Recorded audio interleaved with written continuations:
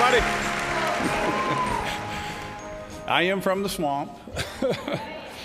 You got to be happy about how it's getting drained. It wasn't probably the way we anticipated it to get drained, but it is becoming drained on both sides of the aisle, and it needs to continue. You know, SD11, where's Miss Lopez? Right there. I'm glad you had your gloves on. And Kevin, you too. SD11, I've never heard of that. I guess it came out in 2011, 2010. See, I went up there in 2013, never heard of it. You know, this slush fund that's going on, never heard of that. Ron DeSantis sponsored that. We co-sponsored that immediately. That's why it's so important that you people are here getting educated to educate us, unfortunately. You know, there's about 40,000 pieces of legislation, resolutions, or papers that come out. There's a lot of busy work up in Washington, D.C. A lot of busy work. It's not productive work. And we need to change that, and that's one of the reasons we ran against John Boehner, and that's why leadership needs to change again, in my opinion.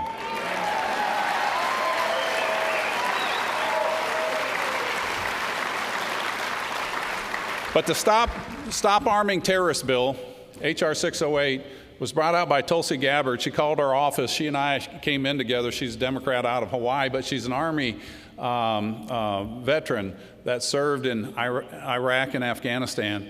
Very focused. In fact, President Trump, or President-elect Trump, candidate Trump, invited her up to Trump Towers because of her strong stance on America. And she put this bill out there. We got on it immediately. Thomas Massey is on there, Walter Jones.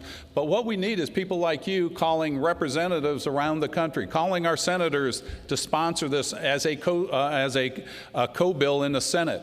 These things need to happen, and we have been trying to pull in our AUMF, the authorization for use for military force, that we're operating today on in 2017, that came out in 2001 and 2003, that gives our government, without congressional consent, the right to go after any terrorist organization that was associated with 9/11. And as Kevin brought up, you know, these organizations morph. One begets the next. You know, ISIS came out of Al-Qaeda. Al-Qaeda came out of what we did with the Taliban and arming the Afghan rebels back when they were fighting the Russians. There's going to be another one after this, and we keep funding this. We keep putting weapons out there. In fact, we've got a bill that got into the NDAA, the National Defense Authorization Act, that prevented funding the Azimov Battalion in the Ukraine that are fighting the Russians. Now, that doesn't sound bad, fighting Russians. That's always a good thing. But they're a pro-Nazi group, and our government wanted to give them military equipment, including man-pads.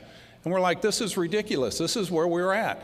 And so this bill is a common sense bill, but what you'll find is common sense is not common, especially in Washington, D.C. And if it's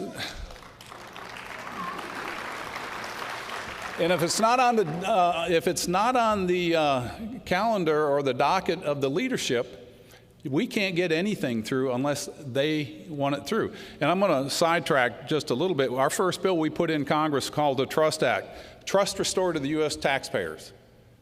We put it in February 2013. What this bill says is that if you're a member of Congress and get convicted of a felony while serving, you lose that portion of your tax of your retirement that comes from the taxpayers.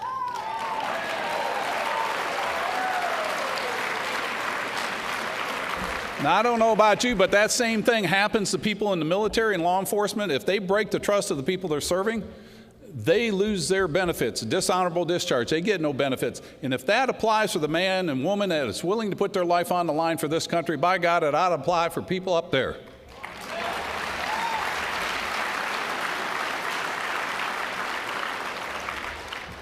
But The bill H.R. 608, this is something that's real serious that we need to bring it to an end.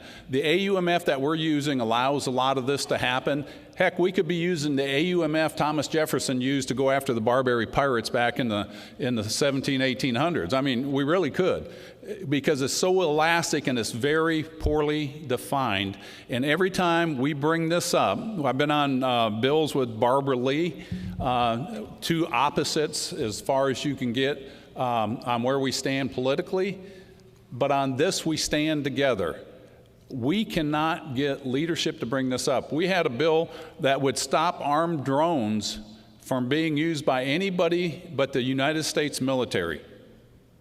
Understand now, you've got these clandestine or organizations and agencies, the alphabet agencies that we don't know about.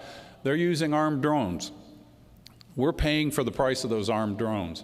And so we wanted to bring it from these agencies to DOD, Department of Defense, and if you use an armed drone, the Defense Department has to take responsibility of it. And it's like, you dang right, that came from the United States of America. You want another one?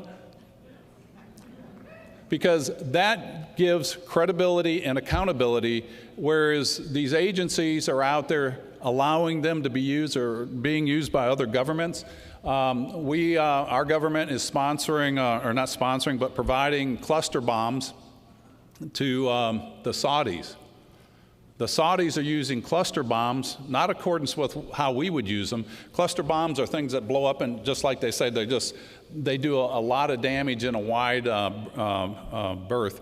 And we're sending them there, and we had the Saudi, one of their representatives there, and I didn't get this question to be asked, but I wanted to, and this is the question. You know, because they said, well, you guys use these things. You're right, we do. Not very often, but we have. But when we use them, it's the United States of America, and we take responsibility for that. When you use them, you don't take the responsibility, and they know it came from the United States of America, and so we're going to pay for that. And we have been kicking a beehive, and we're getting stung, and we need to bring our foreign policy very direct and very succinct of when America engages and what it stands for. And I want to spin off of Kevin's talk. When the government oversteps the boundary of the Constitution is not a function of government. Government is a function of the Constitution.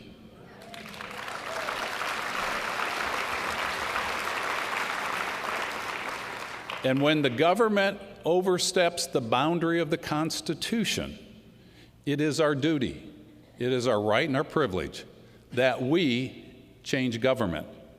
And that's, I think this last election was spot on. You know, I was up there, you know, and I know a lot of you know my story. I'm a veterinarian, never been to a town hall meeting, decided to run against a 24-year incumbent that had $2.5 million in the bank, 72% name recognition, and I had none of that. But it was because of the grassroots that sent me up there. And I was at a meeting when we challenged John Boehner. You don't get a lot of friends in Washington when you do that. But that's okay. I didn't go up there for friends. I've got my wife with me.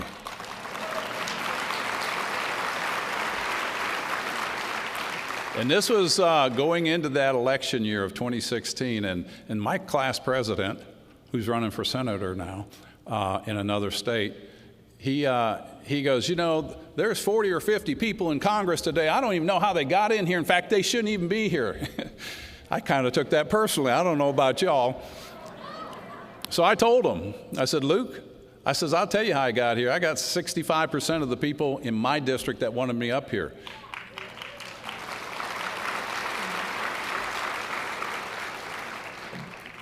And I says, in case you haven't realized, Donald Trump is ahead of every polished politician up there running.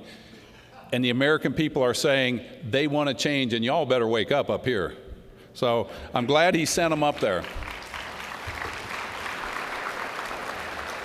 What we need you all to do is just, you've done a great job. This group here, you know, we came out of the Tea Party movement. People think that's dead, and I'm like, dead? Where y'all been? I said, in case you haven't seen, Donald Trump's the epitome of the success of that.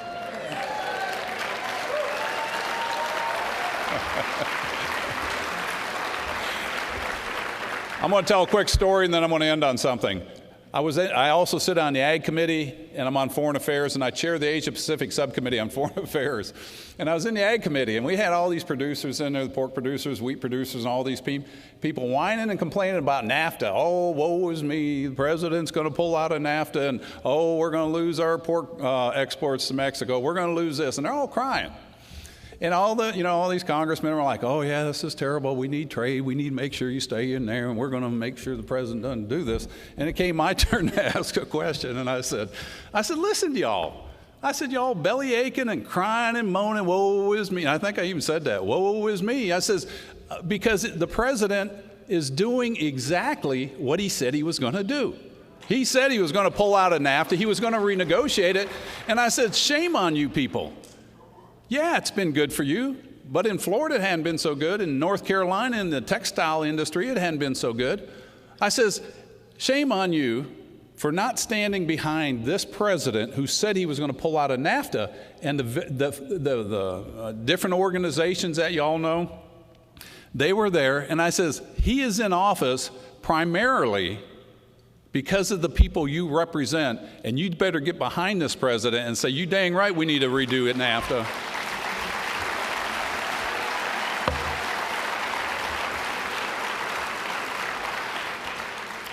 We do have a handful of us up there that are standing strong against the status quo. I'm a member of the Freedom Caucus, and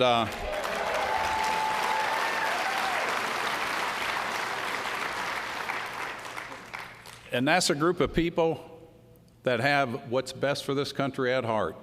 And it is tough up there. I mean, the fights that we have, the way you get blocked out of things. When we ran against Boehner and we brought that coup down, we were told not to get on television, or the anchors were told not to invite us on there because there's other people they prefer to have on national television.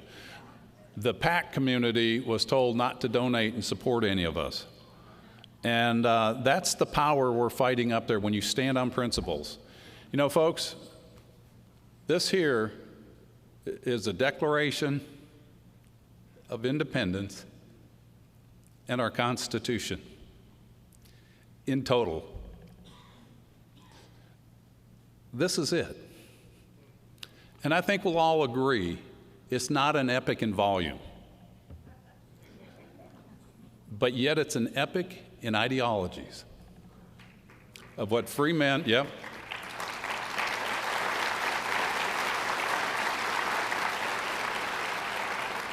of what free men and women can accomplish in a country that follows these ideals. And these ideals are only viable today. I look at this front row of the World War II veterans, of the Korean veterans, of all of our veterans. Dang right, give them a hand.